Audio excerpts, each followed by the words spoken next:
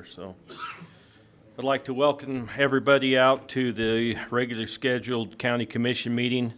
We're located in the commission chambers. It's May 23rd at 11:03 a.m. I'd like to ask everybody to turn your phones or silence your phones if you would. We'll start out today with Sherry Bolton giving the opening prayer and Tegan Trogner giving the pledge.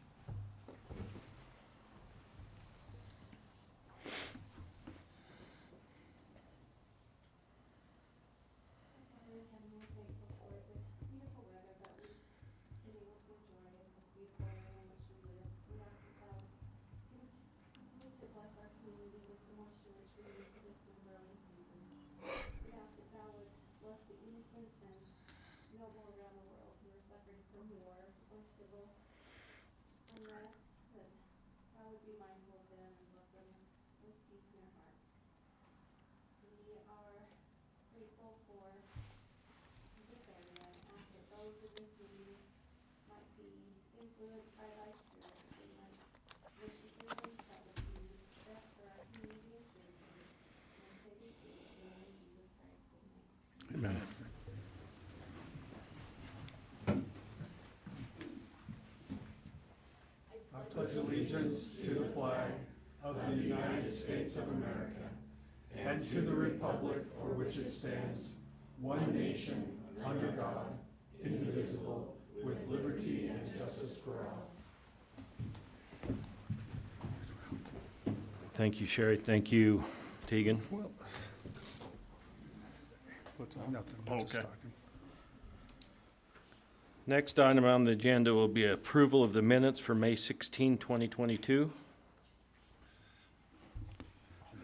Mr. Chairman, I move to approve the minutes of our regular meeting of May 16th, 2022. Mr. Chairman, I was not here, but I read over the minutes and seen nothing that I had any questions about, and so I would second the motion. Okay, we have a motion and a second. All in favor? Aye. Aye. Aye. Motion passed. Approval of the minutes for the work session, May 12th, 2022. Mr. Chairman, I'd like to make the motion to approve the minutes for the work session on May 12th, 2022. Okay, Second. we have a motion and a second. All in favor? Aye. Aye. Aye. Motion passed. Next item would be the report of warrants and review of counter signatures of certified list of claims.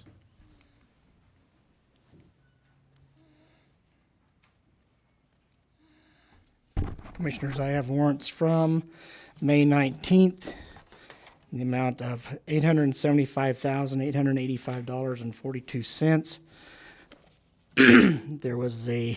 We made the interest payment on the GO bond this time for $473,060.49.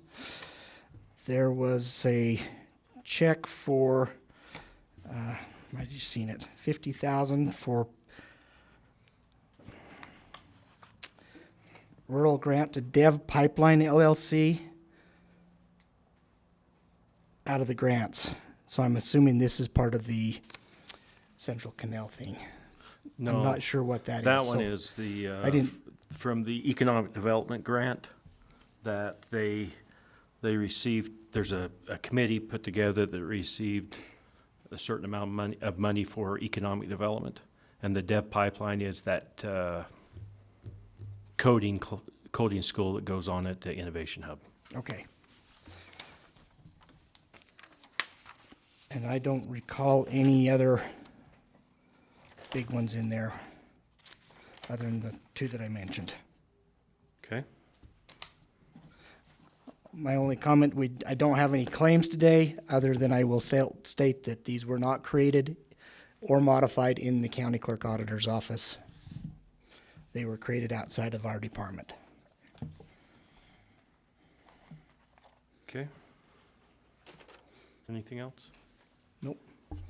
Okay, cemetery Well, certificates. no. I have a question. Okay. Go ahead. Mike, you mentioned, I think you read the number 875, 885.42 for the warrant list. Yes. Down below, there's a special districts Tri-County Health for $776.99. Was a pass-through of some revenue that's they're still struggling with their Medicare grants to get him to go directly to them. So they're still getting, once in a while they'll get a payment back through, so that is a pass-through of their funds back to them. They Okay. deposited that and passed them that back through to them. But that makes the total $876,662.41. So with Tri-County Health in there would be $876.62.41. Okay, I was just wondering what I mean, Yeah. I know they're separate now. Right, But if they're we're, separate now. the warrant was different. So anyway, okay, that explains that. Okay, any further questions? Nope. Anybody else? Okay, we'll move on. Cemetery. Cemetery, Rock Point Cemetery Phase 2, Eldon, Danny Anderton, and Linda Anderton, Block 334, Lot D, spaces 41 and 42. Continuing Rock Point Cemetery Phase 2, Donald Ivel DeCamp and Rayanne DeCamp, Block 332, Lot B, spaces 23 and 24. And that's all the cemetery That's it? certificates. Okay, entertain a motion. Mr. Chairman, I move to approve the cemetery certificates as presented. I'll second it. We have a motion and a second. All in favor? Aye. Aye. Aye. Motion passed. Tax matters today. Anybody have any tax matters? Okay. Business licenses?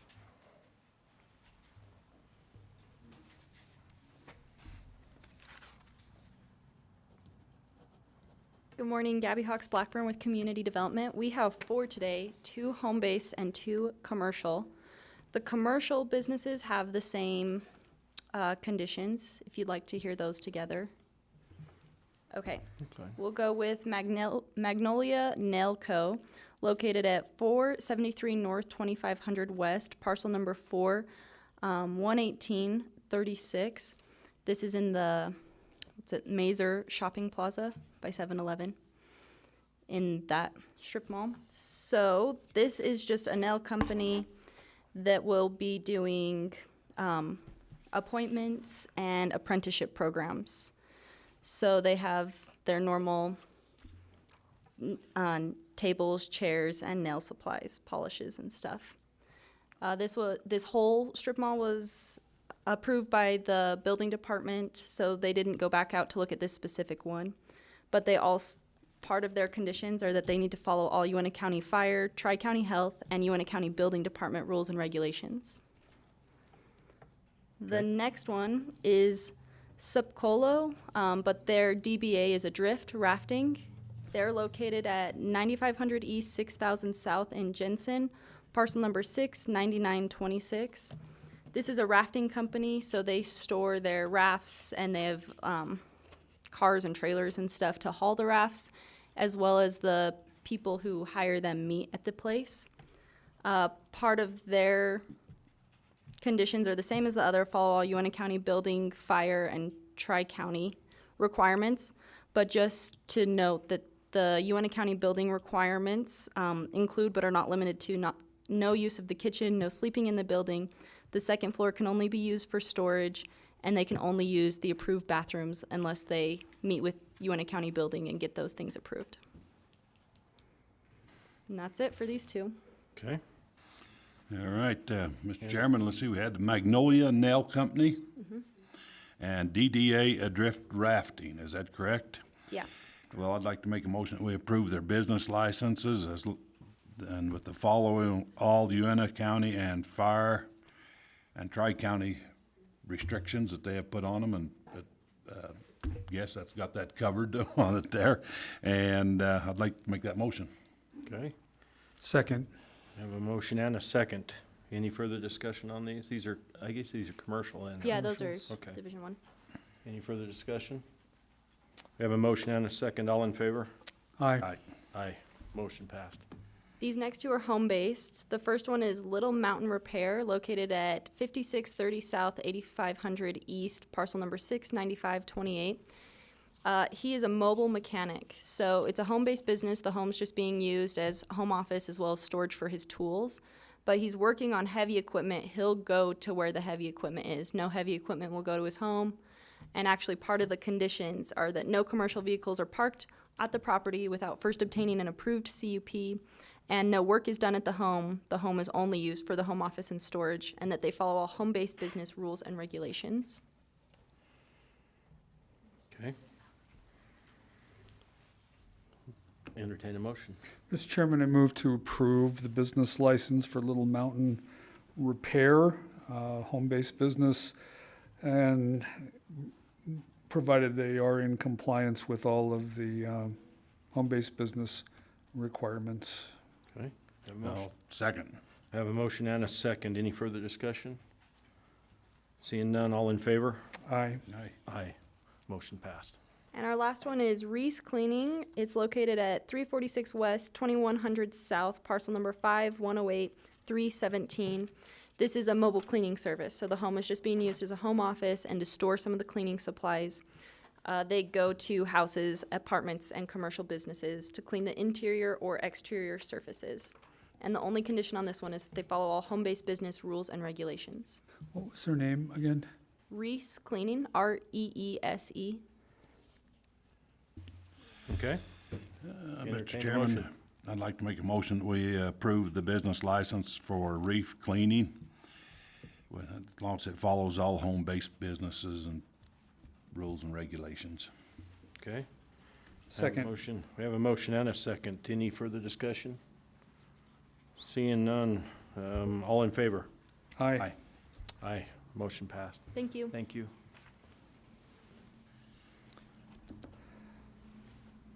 Next item would be board appointments. Do we have a need for that today? Yes, Mr. Chairman, we have a need to replace a vacancy or fill a vacancy. It's an alternate on planning and zoning, and it's for the remainder of the year, effective today through December 31st, 2022. Okay. Do you have any names? There were 2 applications that came in. There was a little confusion because they went to the wrong place. They were not noticed until after the date, but they were, I think, sent before. So, Mr. Chairman, I move to approve Bobby Oostbeen to fill that term. And again, it is effective today through December 31st of 2022. I'll second it. We have a motion and a second. Any further discussion? Mr. Chair, I had a question. Commissioner Stringer, just to clarify, we said they went to the wrong place. Did both applicants go to the wrong place? Yes.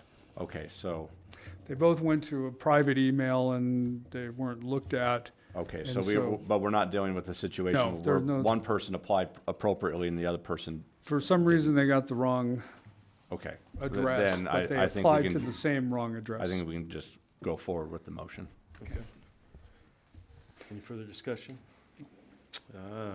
So we have a motion and a second. All in favor? Aye. Aye. Motion passed. Just for the record, if I remember right, I think I know he goes by Bobby, but I think it's Robert Oostebeen. Rob Oostebeen. Does it matter? Okay. Just if you have, We'll just have the official record show whatever his application Yep. or his Okay. letter of interest showed. Okay. I think we all know him as Bobby. I haven't referred to him as any other Yeah. name, at least not in I public. just seen it, and I think he had Robert or Rob and then Bobby. Yeah, So- I think that's fine. Okay. Sounds good.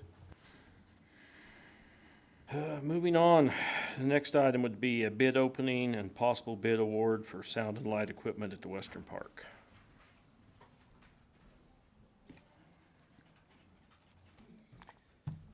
Commissioners, there's, excuse me, there's a bid put out for lighting at the Western Park. We received 2 bids. One is from Sweetwater Sound out of Fort Wayne, Indiana.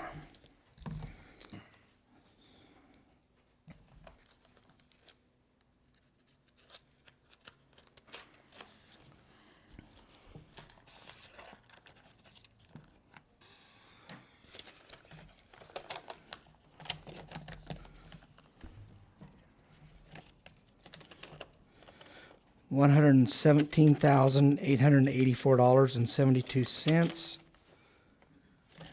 They've got two of them, multiple ones here, so I'm not sure if they've given multiple copies or they're all the same. I think the bid asked for 3 copies. Okay, so- because that's the same amount, 117,884.72.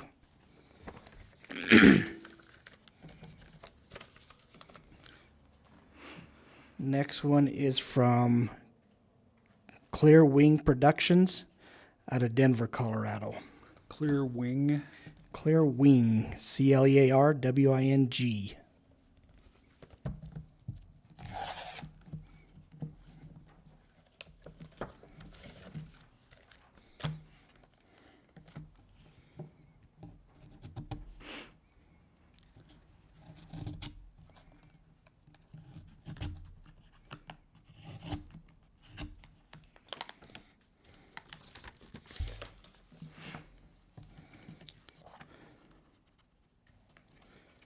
They've got a price of $109,990.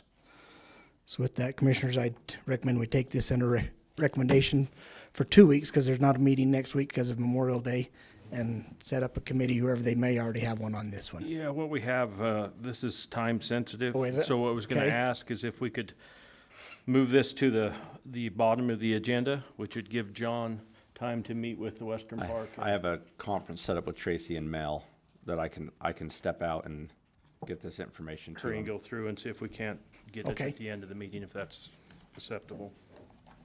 So can we, how should we do, before I walk out with those though, can we have a motion to, because we've done that like an acknowledgement motion, No, right? accepting them with review and So to be let's do ordered at the end that, of the so meeting. that way that official process, they have been received, the commission acknowledges by motion they've been received, then I think I'll feel comfortable taking the paperwork upstairs and getting on the line with Tracy and So Mel. we're just gonna act on the bid opening, but not the possible bid award. We're gonna move Not it the to the award end. part, just Okay. acknowledging the receipt of the 2 bids. They were both received on time. Correct. They To were the both right received location. and all came to me and was received on time. Okay. Mr. Chairman, I'd like to make a motion that we accept the bid openings of Sweetwater Sound and Clear Wing Production at this time. Okay. Have a Second. motion. Have a motion and a second. All in favor? Aye. Aye. Aye. Motion passed. So we'll excuse John. We'll put it to the very end. Or when you get back. Okay. So the next item on the agenda would be the State of Utah Court Security Contract. Sheriff? So this is the contract we have to provide security to 8th District Court and the Juvenile Court. It's by statute, we have to do that, but they give us a little bit of money every year to do that. Last year's contract was for $143,246. I'm sorry, Steve, how much? 143,246. And was this last year, year's. yeah, that was last year's. This year, we got a raise of $9.82. So it's $143,255.82. And the term is July 1, 2022 to June 30th of 23. Same contract, just different, Yes, and John reviewed it. and John has reviewed it. Okay. Okay. Any further questions? Entertain a motion. Mr. Chairman, I move to accept the contract for the State of Utah Court Security through the Sheriff's Office as presented by Sheriff Labram, including authorization of signature in the staggering amount of $143,255.82. Okay. I'll second it. Have a motion and a second. All in favor? Aye. Aye. Aye. Motion passed. Thanks, Steve.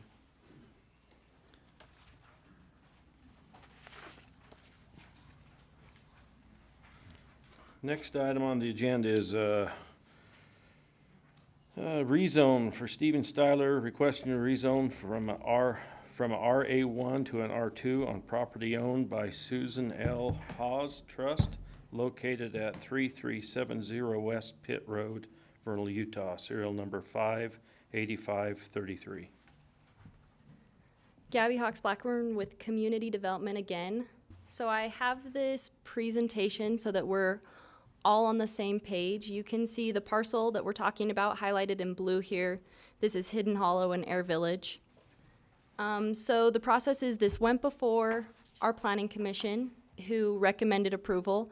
Now it's coming before you guys for the final decision. So whatever you decide today will be it. This parcel is vacant, it doesn't have any buildings. This is the plan that was provided by the applicant of a approximately 20-acre section to be rezoned to R2. The portion outside of the blue and black shaded area will remain RA1 for the time being. I believe their plan is to have single-family homes around the outside here. The buffer between the edge of the property and the rezone is approximately 175 feet. The minimum dimensions for an RA1 lot, which would be 12,000 square feet, which at a minimum would be 90 feet by 133.3 feet. So that is about the right size for single-family homes around the outer area there. You can see our future land use map shows this as moderate density. I'll just read straight from the general plan what moderate density is. This designation allows residential uses within an average density of up to 5 units per gross acre. That's roughly equivalent to our R1 designation. They're requesting R2, which would be roughly equivalent to medium density that you can see up here. It's the darker orange. This designation is for residential uses with a density of up to 8 dwelling units per gross acre. So the Planning Commission deemed that this application was close enough to the future land use map. That's really what the question is. Here you can see this is the site highlighted in blue. We have the asphalt plant up here, single-family residential, and some agricultural. This is the road that they'd be accessing on. It's roughly 18 feet of asphalt with no paint. That's not really adequate for medium density housing, so there is some infrastructure for residential. If they did much more residential, there would need to be infrastructure changes. The applicant at the Planning Commission meeting stated that he was aware of this and they've planned on doing those improvements at that time that they are gonna do more housing. Here you can see another view of what the proposed R2 zone would be with the buffer of RA1 remaining. A comparison of the zones. This top section is RA1, which is what it currently is. The bottom section is R2, so you can see that R2 allows for smaller lots. It allows for 4 attached units rather than 2. The minimum width that you can have is 70 feet rather than 90. And then the rest of this is setbacks, which would be the same. As for uses, RA1 uses are a lot more agriculture, kennels, produce stands. Some of these things are conditional that you can see. And then R2, the only things you can do in R2 that you can't do in RA1 are a bus station, which would be a conditional use permit that the Planning Commission would need to review. A hotel or motel, which is also a conditional use permit, and 4 attached units like we talked about earlier. In both of them, you can have bed and breakfasts, churches, daycares, education, duplexes, storage units, those sorts of things. So some items of concern. The general plan states that R2 and R3 should be approved in pockets. This will be 20 acres. There's no definition of what a pocket is.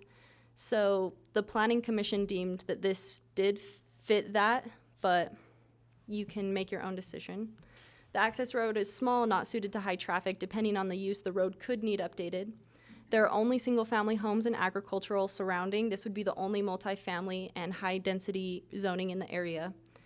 And this is just to note, it doesn't really affect either way. The owner only wanted to rezone the property if the property was sold, and the applicant only wants to buy the property if the property is rezoned. But that is more of a, they'll have to work it out amongst themselves. We don't have a processes for that in our office. And that's pretty much all I have. Do you have any questions? What was the vote of the Planning Commission, Gabby?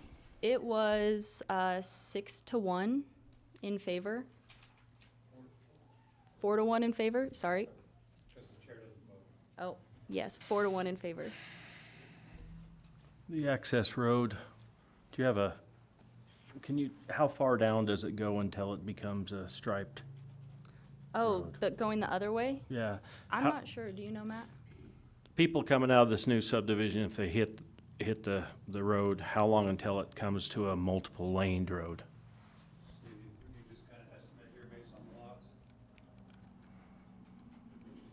Somewhere, right in here.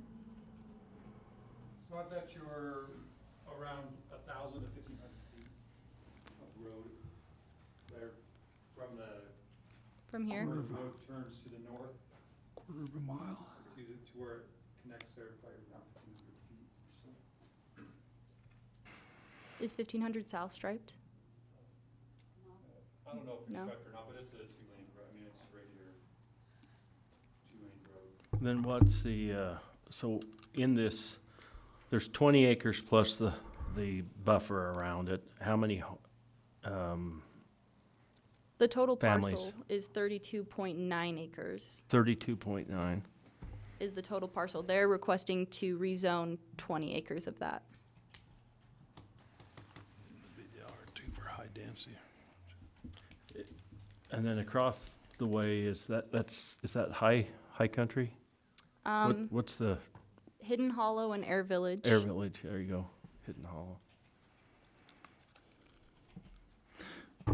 And is Hidden Hollow and Air Village, it's R1, No, those are RA1, RA1? residential agriculture. Were there public comments submitted? Yeah, we had 2 public comments at the Planning Commission meeting. They kind of stated that they didn't believe there was enough infrastructure. They had some water pressure concerns and just a general, they would prefer not to have this rezoned.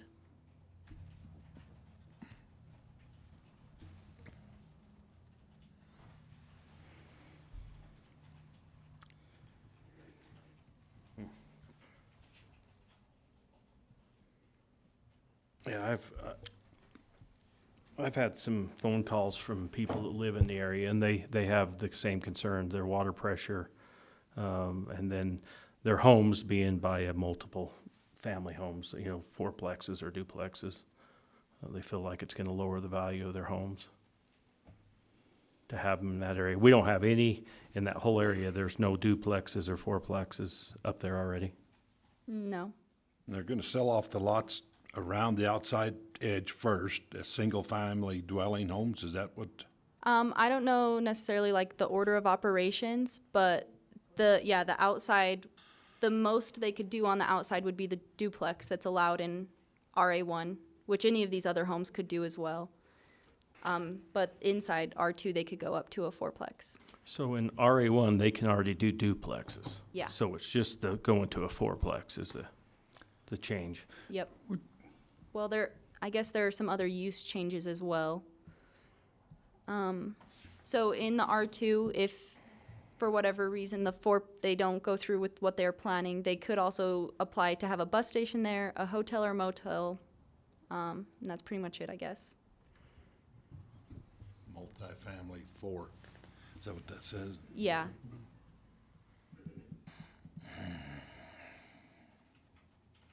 What's the future zoning look like again?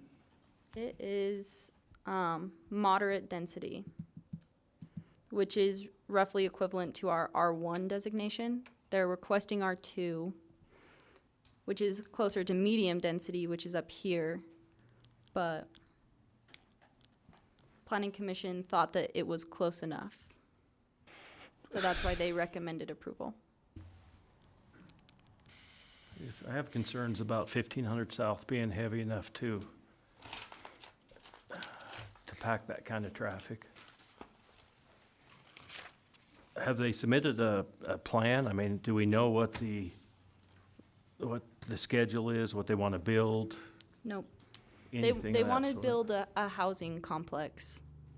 Housing complex, I understand. A fourplex one, I don't quite. I'm trying to figure out just a lot more families in a smaller area like that. I kind of like to see a plan myself, and a order how it was going to be done, because in the past, the multiple family homes always get built, then the others kind of get left, and then you have that sitting out there.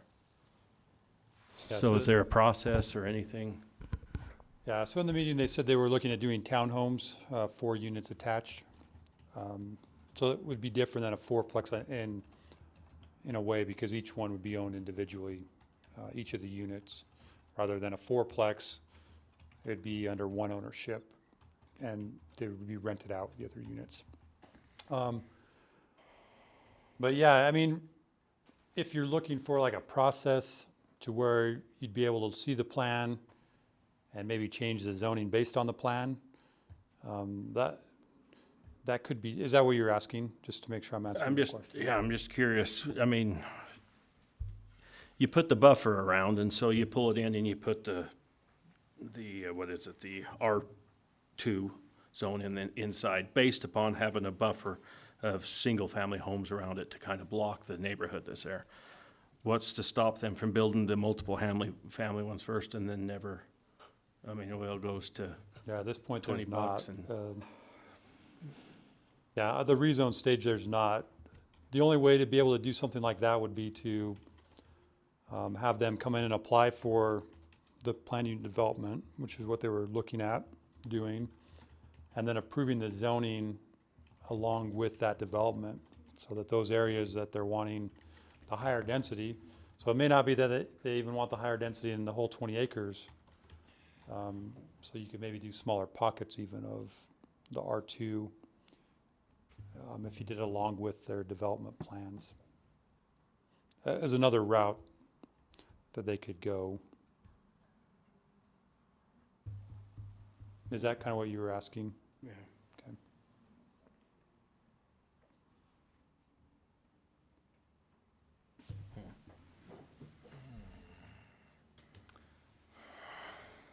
You have any, The applicant might be here if you've got any questions. the applicant here, would you like to come up and say anything? Yeah, if you want to come up to this mic here and just state your name and. So I'm John Potter. I'm CEO of Tomco Energy, which owns Greenfield Energy, which is the one developing the mine site. What was the Korean site?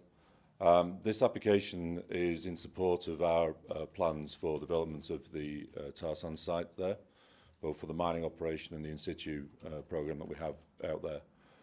It's pretty key because the number of employees that we're going to be bringing into the area is over 150 within the next 18 months. And as we know, there's quite a shortage of available housing right now. The jobs that we're creating are pretty high value. Lowest hourly rate's going to be around the $35 an hour range. So this isn't the sort of place we want to put people into apartments. So we're obviously attracting people who are going to likely have families already to come into the town. I think, as you say, the idea of the quadplex style, that's not what we're planning to do. As sorry, I don't know. Matt, sorry, as mentioned, we're looking at the side-by-side fours, but they're pretty big houses. So that's what a chunk of those will be. But in addition, we're looking to put community services into there for things like childcare, just supporting our staff members. And you answered the question of putting the single family stuff around the outside. That's what our plan is, to do that first. Because one thing we won't want to do is, obviously, we understand the people in the area. We've obviously got members that already live there, and we've talked to them already. And so the plan was to put the single family home stuff in first. We're already working on an alternative route from there, particularly for our traffic from the mine in and out, so it doesn't go down 1500 to go around there. And clearly we're going to put some additional resources, infrastructure down that road to support those housing as well, and improve the road itself. Okay. Any questions. Have any questions you'd like to ask? Why?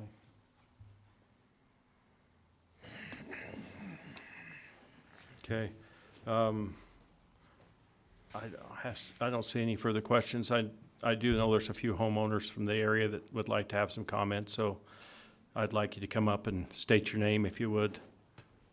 Thanks, Peter. Yeah, thank you.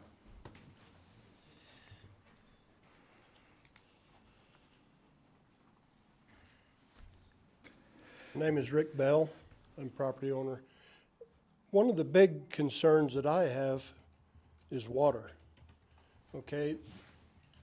I've been in contact with the engineering company that handles the water, what do you call it, evaluation or whatever for Ashley Valley. And they told me there was no way that what the system that's there now could handle that kind of a situation. It would have to be a new water tank up higher, which would require it to be pumped to the tank to get enough gravity to supply the number of homes that they're talking there. That rough estimate on that tank was $1 million. Okay, that's number one. Number two, I'm not opposed to the rezoning of that, but it's a foot in the door to do the rest of the property that they own, which would put it a section farther north. And that's where we run into a lot of problems as far as over in there's runoff. There'd be retention ponds that have to be built. Road, they're talking a mile of road from 1500 south to get back into that farther section. And I know I've seen at least 10 companies come in and gonna make it go with that asphalt ridge. Now, I'm not so sure there's ever been a penny taken out of it yet. Before you start with this size of a property and the impact, I think they ought to prove up on the business up there and see if it's actually gonna work. I don't think it's gonna be a bit different than the last 10 that's been in there. Anyway, those are just some of our concern. I mean, we've seen property that's been or started to be developed all over the county that's just left in a mess. Okay? You pull in there, you start, you say, well, okay, the plant's not doing exactly what we thought it was gonna do, then you're just left with a dust bowl. So, that's my concerns. Rick, do you know if there's sewer up there? The sewer does run down 1500 south, okay? There is a water line that runs north on that, would be that west property line, which is the line that there's 11 families on it now, but it won't handle another house. We're down to trickle as it is. Okay. So that water line is totally out of it. That property is getting so high that it's almost level with the tank that's there now. And the engineers said that they would never even consider allowing them to hook onto the water or run another water from that tank, was what I was told on Friday. Okay. No? Anybody else from the area that would like to have a comment?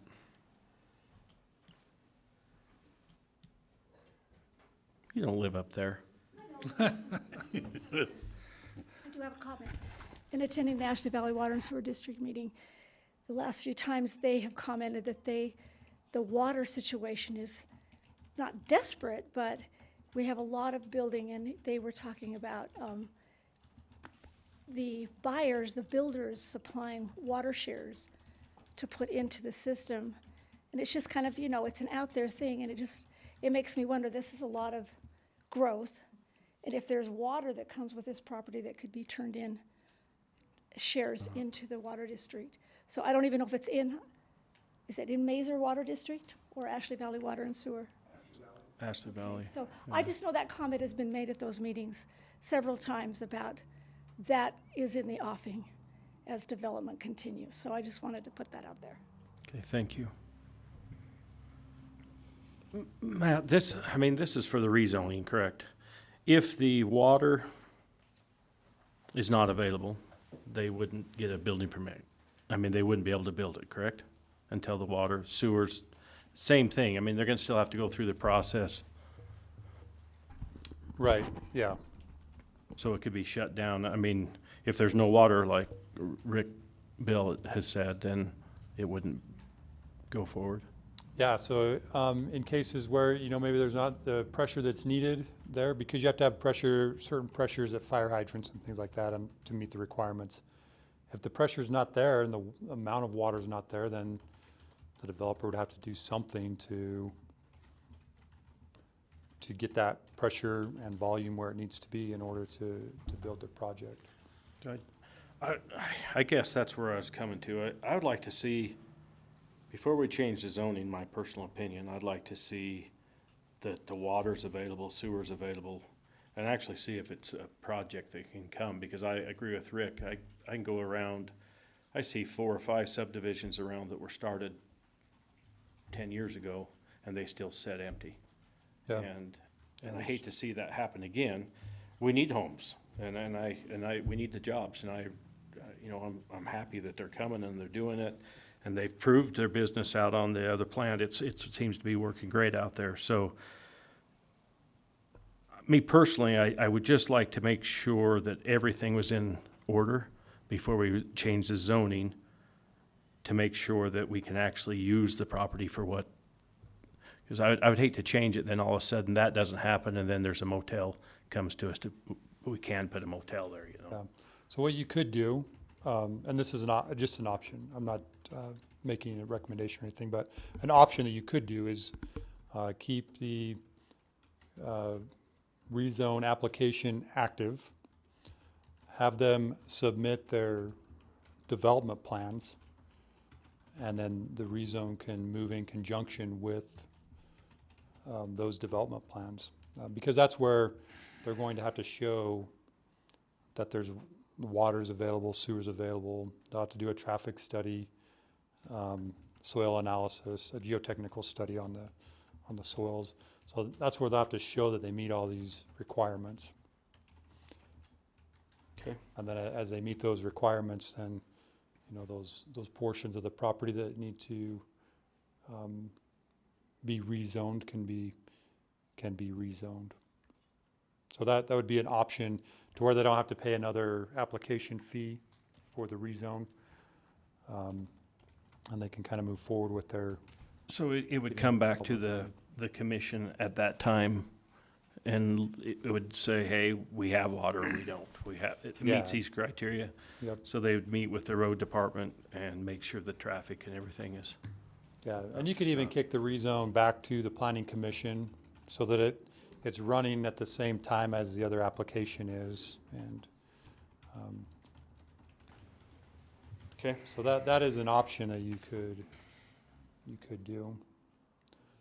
If you do have concerns about if there are concerns about the water and sewer and stuff, availability of those things in that area, then that'd be a way to handle it, and not just be stuck with a 20-acre chunk of ground that's rezoned to R2 and Just sit there. yeah, just sit there. Okay. Any further questions? Any questions? No, I'm not crazy about the idea. I'll refer to Commissioner Stringer if he wants to attempt to make a motion on this. I'm not quite sure where I'm gonna fall off the rail here. Well, I can make a motion,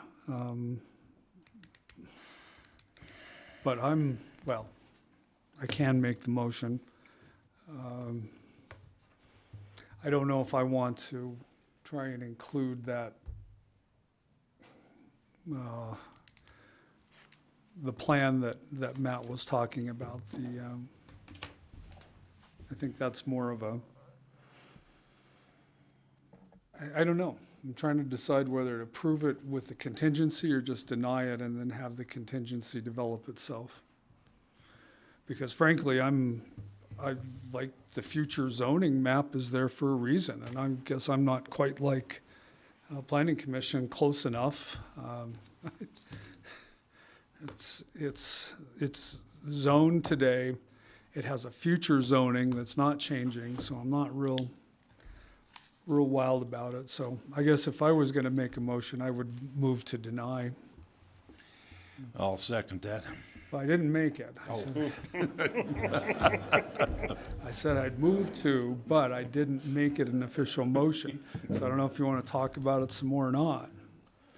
Well, Because if there is some kind of more concrete plan that addressed some of these difficulties we've talked about, I'd be more willing to consider it. But right now,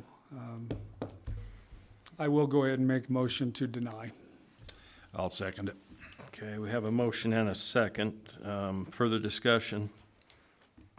I would like to say this. I feel like we need homes. We need affordable homes for people to live in. And we don't want to stop the growth of the businesses that's wanting to come. And we need the homes and places for these people to live and for people to buy. The prices of housing right now is going through the roof. And we want that. But I don't want to see happen what's happened at some of these other subdivisions. And they start and then they never finish. Well, I'm also just a little concerned that it is the end of May and that there was some discussion about having housing in place by late summer or the fall, something like that. I'm not sure how that, I'm watching things being built around the valley now. That would be almost impossible, seems like. And it would also then be all of those other issues, including getting the road up to speed, getting the water up. Those aren't all within the ability of the applicant to do. So I'm just not terribly comfortable with that, so. Do you have any other comments? We have a motion on the table. We have a motion and a second. All in favor? Aye. Nay. Motion passed.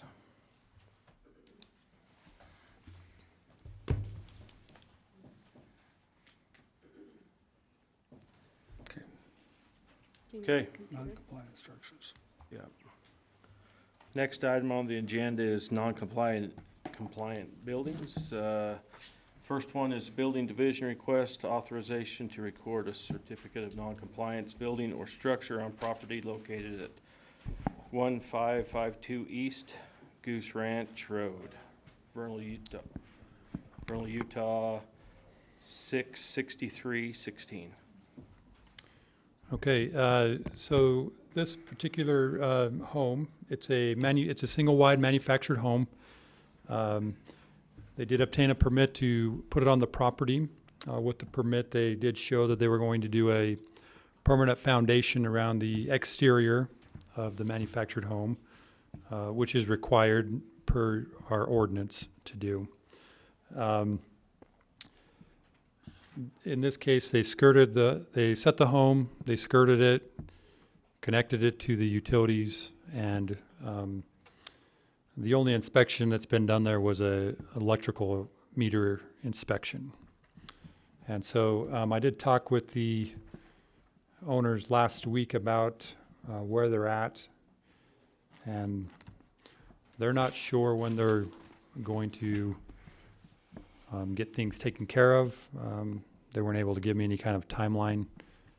And so at this point, I would recommend that we go ahead and record the certificate of non-compliance on the property, where there's no definite timeline to make the corrections.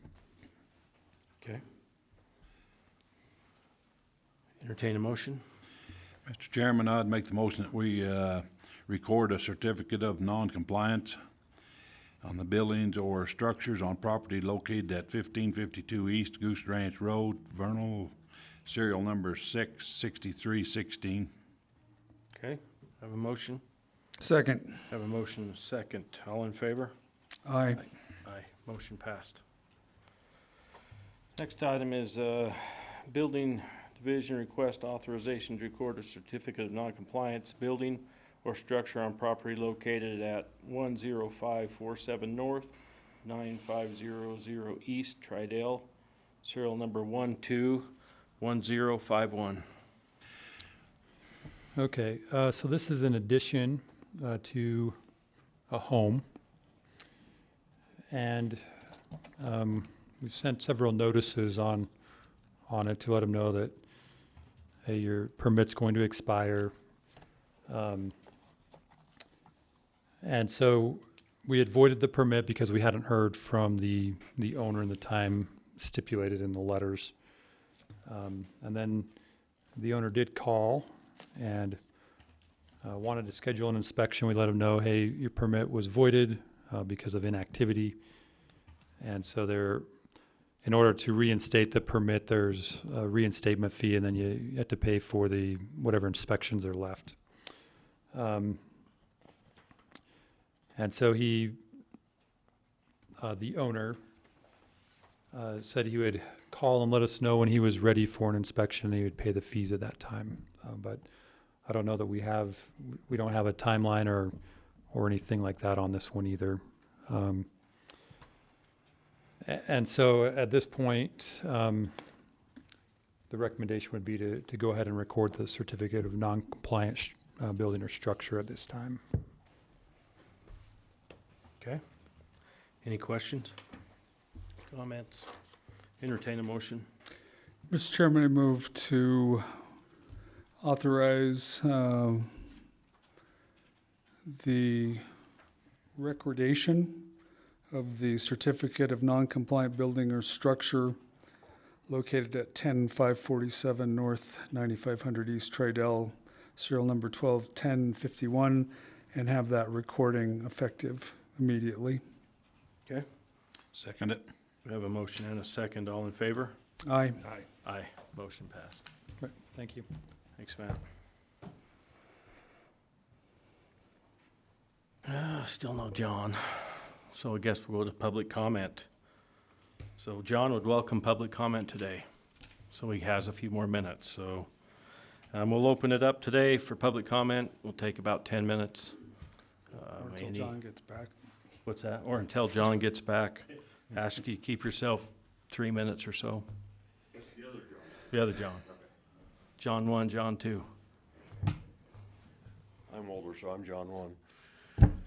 I have been making connections with your different departments in the county and then writing an article about it to educate myself and the community.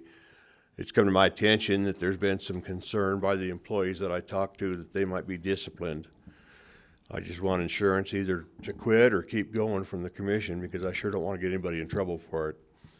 And nothing that I've put in there to my knowledge has really been negative. So my question to commissioners, is this a problem if I go ahead and continue this, or will these people get talked to and disciplined or whatever? No, John, it was brought to my attention, and my comments was this, honestly, is I think it's a great thing that you're doing. I think what you're putting out to the public is a great thing. Letting them know what kind of employees we have and the quality of work that they do. I think it's great what you're doing. The concern lies is that you are doing it on company time when the employee is supposed to be working. And if by code is where you're using it on a political stage, that's where it violates. That's where the problem comes. If you want to do it after hours, if you want to do it during their lunch hour, whatever you want to do, that's what the attorney came up with. Is it can happen, it's a good thing, but it needs to happen either off premises or on their own time. I don't believe I'm doing it on a political thing. It's more of an informative thing. I was told that it was on your campaign page. It is on my campaign page. That's the problem. Okay. Thank you. Yep. And just to be clear, it's not a problem as long as you interview them on your own time, on their own time. My name's Jenny Thompson, and I live here in Vernal. And I just have a question for the for County Commission.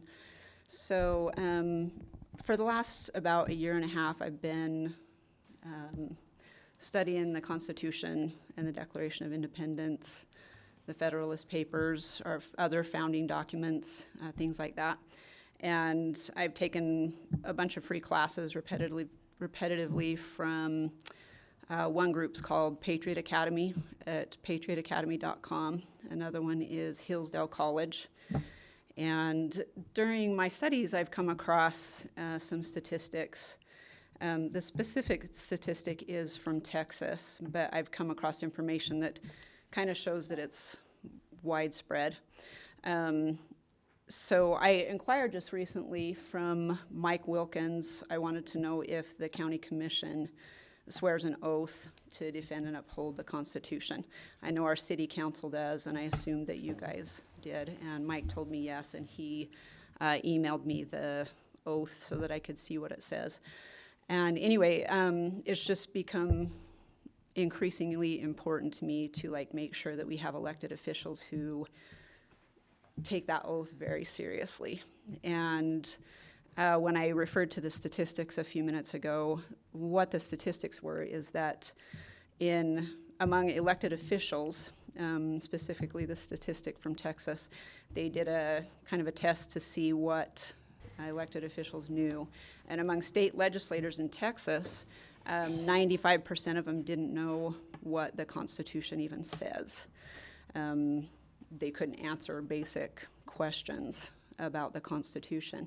And I think actually that there should be probably a test for elected officials, an exam that they have to pass to even be able to hold an elected position. There's nothing like that in place that I know of. So I just thought, well, I think I have a responsibility as a citizen, and we all do. I've made up my own test, so I just have a quick question, and to kind of put you a little on the spot, but if you don't know the answer, I'm not trying to give you a hard time. I'm just trying to use it to illustrate how important it is for us to know the Constitution, to defend it, uphold it, elect officials that do the same. So my question is, and so this question is for you guys, but also I'm aware that there are other county employees and stuff that also have to swear the same oath. And it's equally important for them to take that oath seriously. So the question is for you and also anyone else here who may take that oath. So I'm just wondering if, just a general question about the Constitution, what 5 freedoms does the First Amendment to the Constitution guarantee to us? What are those 5 God-given rights that we have that are guaranteed to us? You want to take that? Freedom of speech, freedom of religion, freedom of assembly. Those are only 3 I knew. Some newspaper, was there printing? No, that's freedom of speech. Goes Speech, with that as well. Assembly, freedom of religion, freedom of Expression, which is freedom of speech, right of assembly. That was good. Those are the big ones. Yeah, me. that was good. You only missed one. So I'm impressed by that, actually, because, like I said, it's pretty widespread that elected officials and Which people one did I don't know. miss? So freedom of religion, Yeah. freedom of speech, freedom of the press, freedom to peaceably assemble, and a super important one, freedom to petition the government. So That's the one. anyway, I just wanted to kind of use that as an example of how it is very common for us to not know these things. And the Constitution is the supreme law of the land. And it is the reason why I can stand here today and do this. It's the reason why all of you can be here and each one of you come and get up here and express your concerns. So I'm just here to plead with our elected officials, with our government employees, and all of us as citizens. It is critical that we know this document, these documents, the Declaration of Independence, the U.S. Constitution, and that we all uphold and defend this, because I spend probably several hours a week studying these documents and researching current events and history, because I want to do everything that I can to defend my freedom. And America right now is in serious, serious, serious trouble. And I had hoped not to see in my lifetime the things that we're seeing, but we are. And so, yeah, I just want to ask, please, with that oath, please take it so seriously and defend that freedom that we have that is so precious. And the last thing I want to say, it's just a quote from one of my favorite presidents, Donald J. Trump. And I'll tell you the quote, and I'm gonna mimic kind of his gesture when he did this. This book will save America. And I don't think truer words have come out of a mouth than those words. And the further America moves away from God, the worse trouble we're going to be in, the worse it's going to get for us. And so I just want to ask everyone, be aware of what's going on in our country. Be aware of what's going on in other countries. America has real enemies that are deadly serious. China, Russia, the Taliban. We have people who hate us. And I don't want to see us lose our freedom from people out there who are ready to take it away from us. And I wanted to say thank you for reinstating. My understanding was the public comment time they used to do it, and then it went away for a while, and that it was reinstated recently. And I just want to say thank you for bringing that back, because that's so important that we have that. And I'm so grateful to be able to stand here. We're so blessed. I'm so blessed, like all of you, to be able to stand here and do this and give this opinion, even if there are people who disagree with me. And even if I disagree with things that you say, we have that freedom to get up here and give our opinions. So thanks for bringing that back. Thank you for your comments. Appreciate them. I'd like to say amen to them, actually.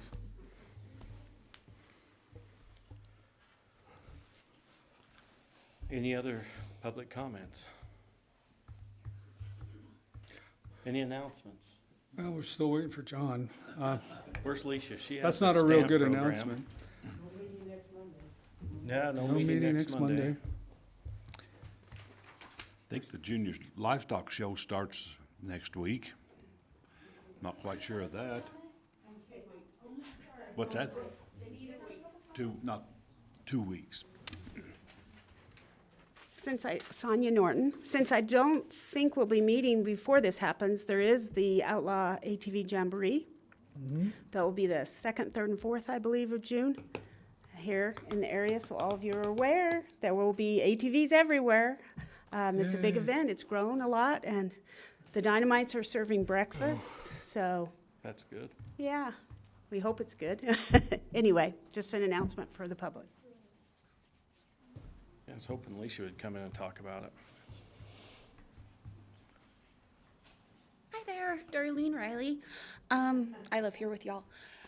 I just wanted to say that Memorial Day is coming up, and I was lucky enough to interview the mother and the father of Daniel Gurr. That's going to be coming out in the next paper. But Memorial Day isn't just like barbecue and fun. It's a day that we honor those who have passed and given their lives in order for us to be able to, as Jenny said, be free. And I hope that everybody at 3 o'clock just takes the time, because at 3 o'clock every Memorial Day, there's a special time set aside in the military, and everyone else can definitely join in to just take a minute and say thanks. Thank you.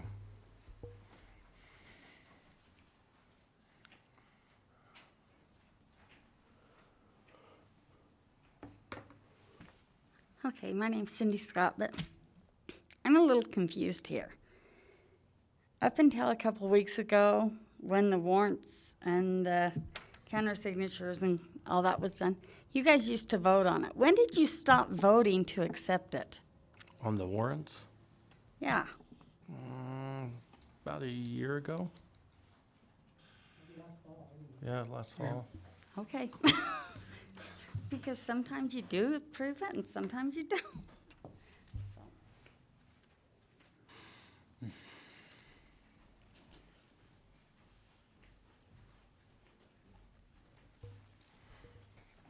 So Darlene, if you're ready for this one. Ballots are scheduled to go in the mail on June 7th. You can still register to vote up until June 17th, I believe is what we looked up this morning. Early vote will start June 14th through the 24th for those that choose to come physically in and vote, that choose not to vote the ballot that's been mailed to them. Election day will be June 28th. You cannot, this is one thing key right here now, is they changed the law. You cannot change party. Effective March 1st, I believe is the date on that one. And every registered voter received a letter notifying them of what party they were in, and they had a certain time to change. Anyway, that's, dates are coming, ballots are going in the mail. Tell us about the tax sale. Oh, tax sale. Tax sale is this Thursday at 10 o'clock. Right now, we have 7 parcels. We did receive a phone call Friday that one of them will probably be paid off. And there's also some surplus properties. We have 3 building lots that are up for surplus. 2 of them are in the Haven Estates. One of them is on 4,000 South. And also we are in the process of auctioning off the Turning Point. Also, it is a 4-plex.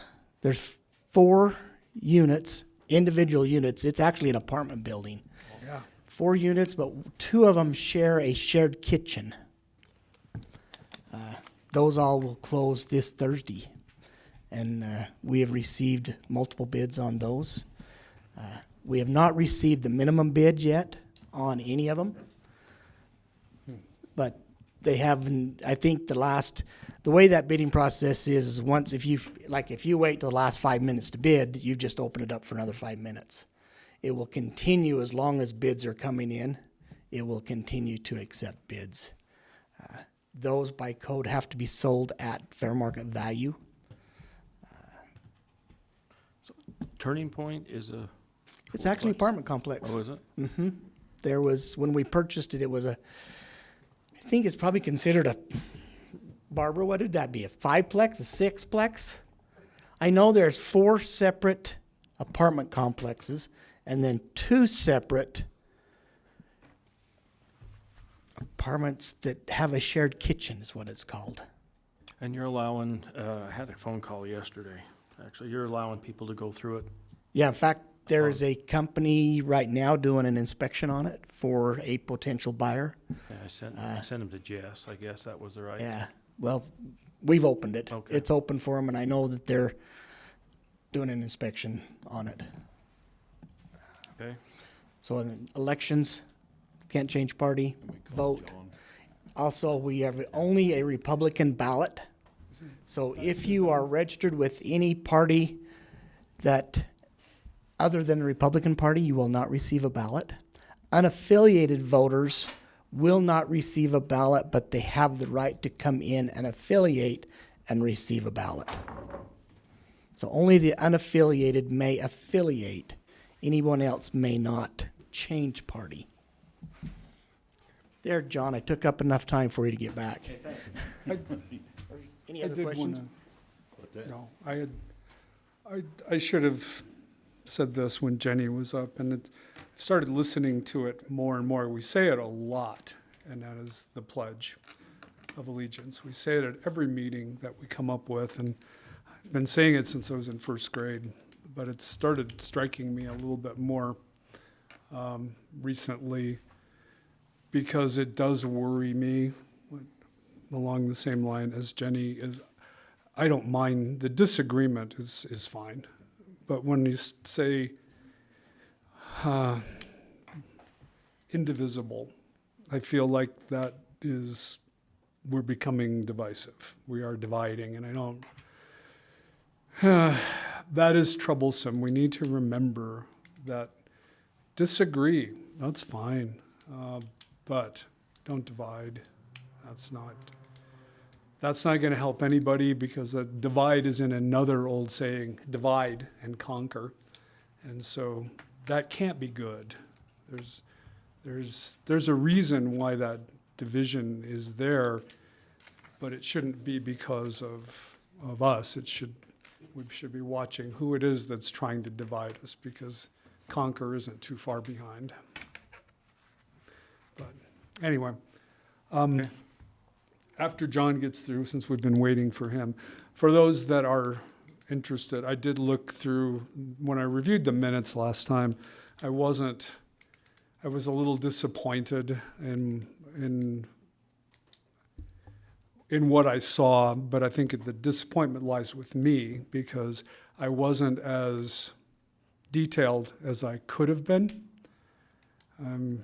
Struggle whether should have been, but could have been on the IT system. So I went ahead and sat down, talked with Rick and others, and sat down and made up the recalled, recounted, lined up the issues that are facing us with our IT system, so I can go into it in more detail. But if you're not interested, then you can leave after we do the John thing, and I'll just talk to the people that really are interested. So anyway, with that.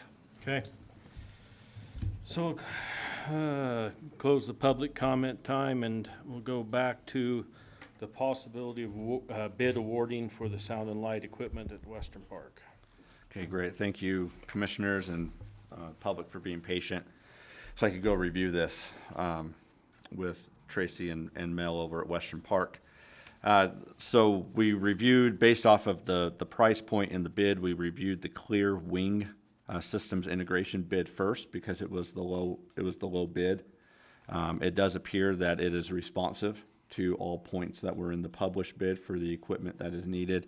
We did have latitude put into that bid that they could bid either the equipment listed or similar equipment.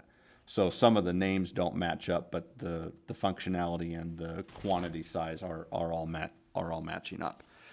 One question that we did have on the bid, we went ahead and called Clear Wing to ask.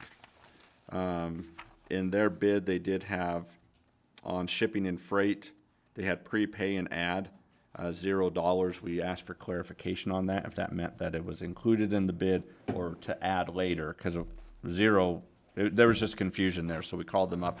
They said it is not included in the bid because shipping costs fluctuate on a daily basis. So they did not. Sweetwater did have that in their bid. Now and we did not share this with Clearwater, or I get a mix. It's Sweetwater and Clear Wing, sorry. Sweetwater does have a shipping price point of $2,926.71. Is that on top of the 117? No, that's included in the 117 is their shipping. They did give us, Clear Wing did give us a verbal representation on shipping that it would be between $2,000 to $3,000 is what they would anticipate, but they wouldn't be able to give us an actual amount until they wrote up the shipping order and then got it. So it seems to be in line, but that would increase Clear Wing's proposal. If we took it high, it would take it up to $112,990. The other thing that we were already aware of as we were putting the bid together, that there are shipping and stock issues right now, like everything else. Apparently, everybody wants to follow the demise of toilet paper and baby formula right now. So my suggestion on this, and we know that is from both suppliers that they are going to have issues getting some of the equipment out, that I would seek a motion for qualified approval of Clear Wing System integration of their bid of 109,990 with shipping cost added on top of that based on availability of the items and being able to ship them out in a timely fashion. So that's the motion I would suggest. Obviously, you all can change that. Can I discuss that just a little bit, Please do. Mr. Chair? The reason I'm suggesting that is if we can get enough of the equipment that will help us with our summer shows this year, great, let's do it.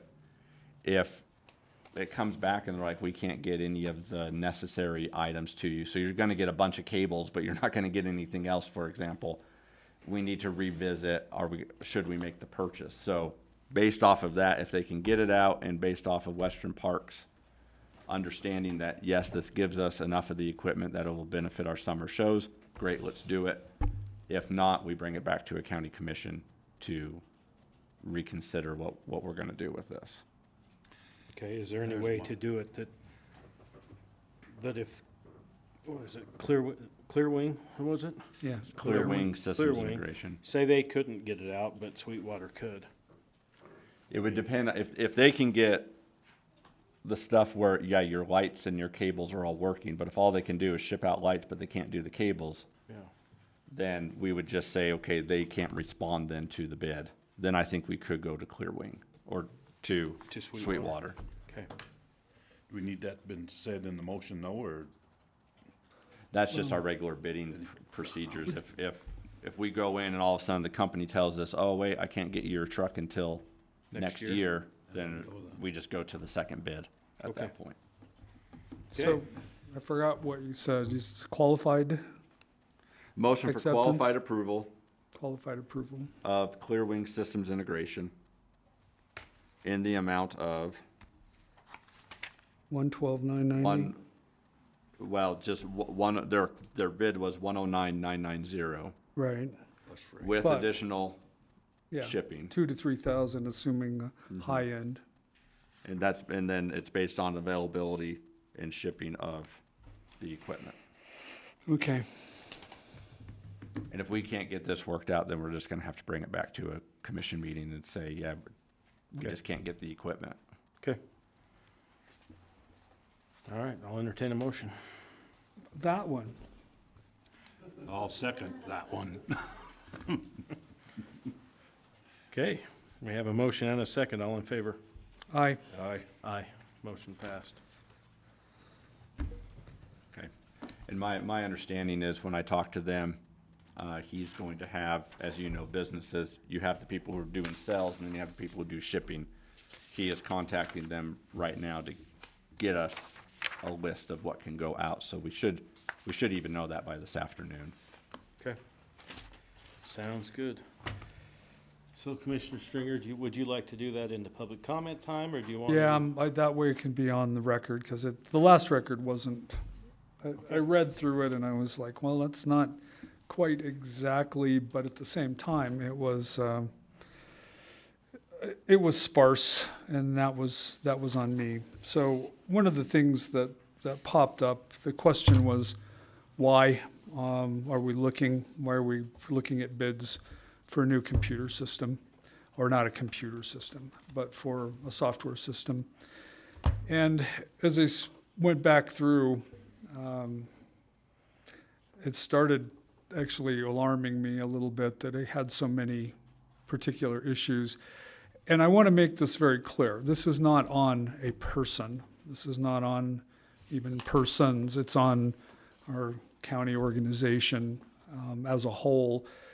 Because what's been happening is we've been uncovering problems one at a time. It's not like we said, okay, everything is bad or everything is good. We've just been going along, and one of the first things we found is we had improper access into the system by non-employees And we even have cases where a machine that is signed out to a person should be for that person.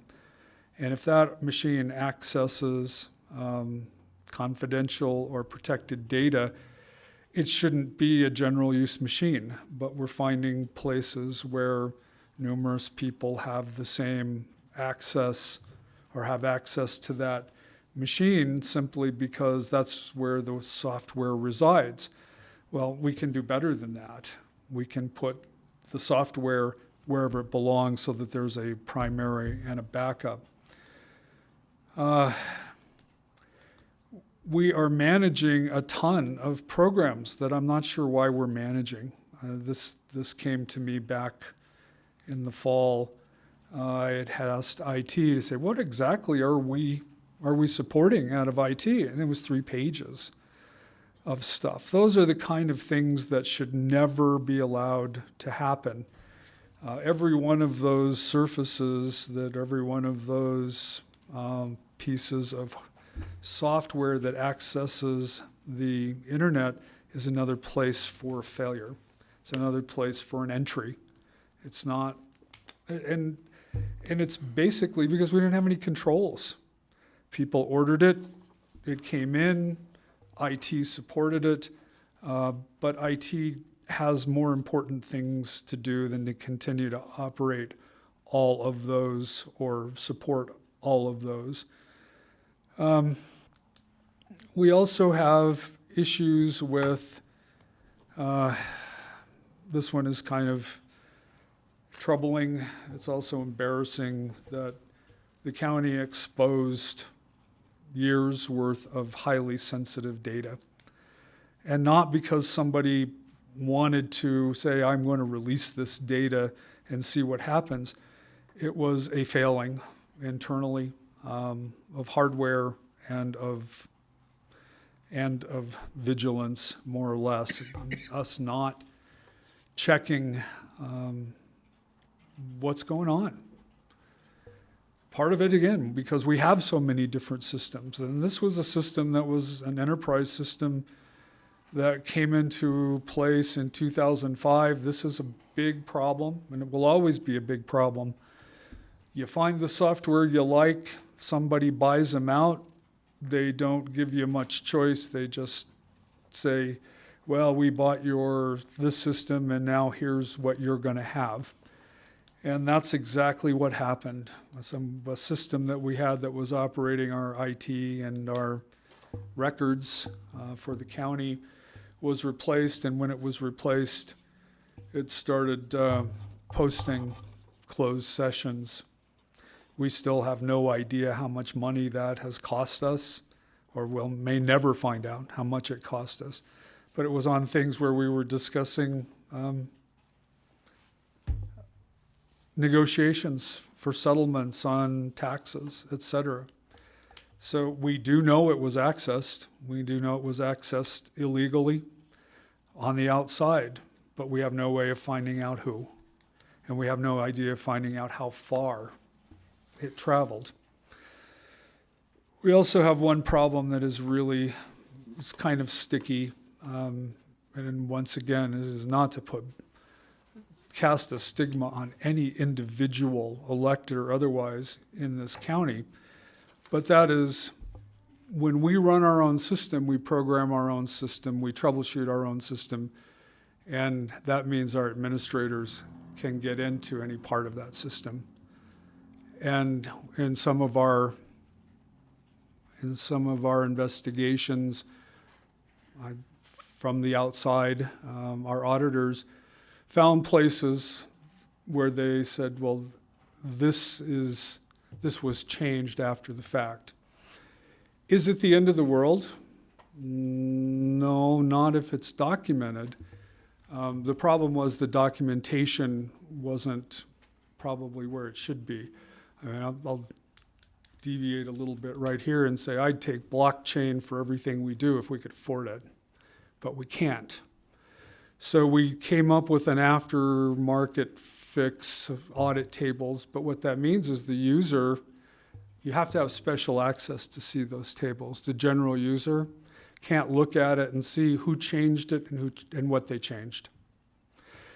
The other problem there is this person works with elected officials. They sometimes either feel the pinch to be responsive, to be helpful, or maybe they're working for the commission.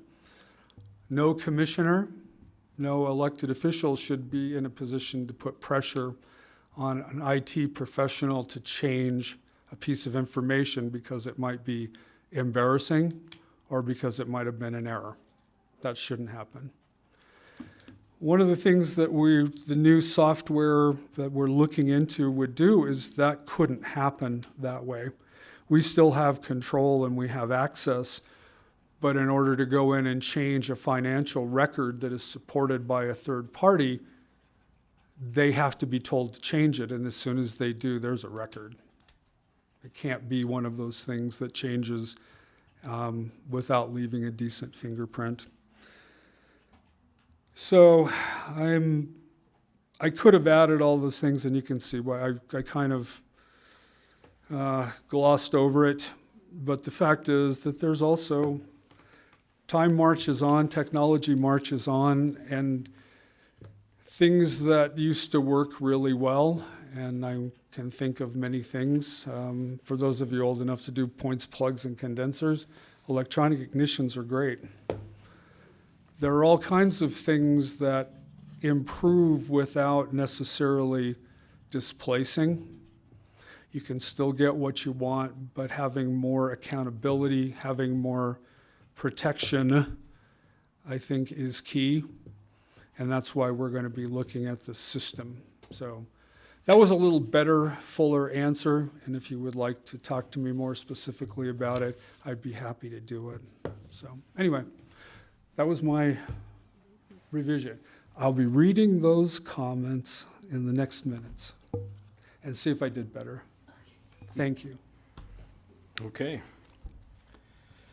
With that, we're to the part of adjournment. So. I'd make the motion to adjourn. Okay, we're adjourned. Thank you.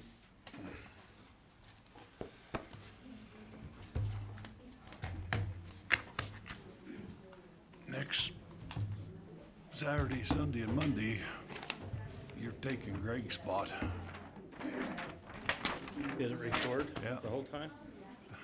Should be good. I won't get the bucking horse for you. I think I signed everything.